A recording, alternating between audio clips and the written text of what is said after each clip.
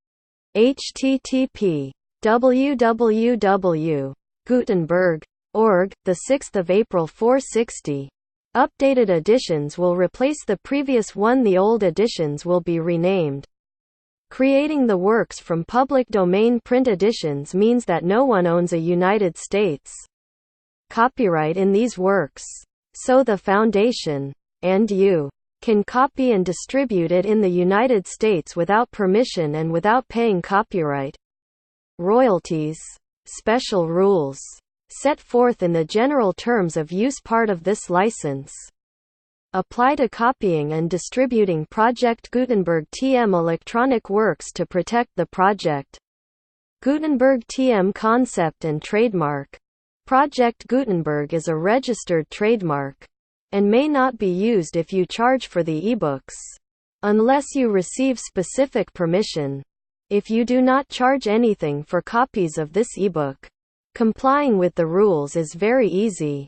You may use this ebook for nearly any purpose, such as creation of derivative works, reports, performances and research. They may be modified and printed and given away. You may do practically anything with public domain ebooks. Redistribution is subject to the trademark license. Especially commercial redistribution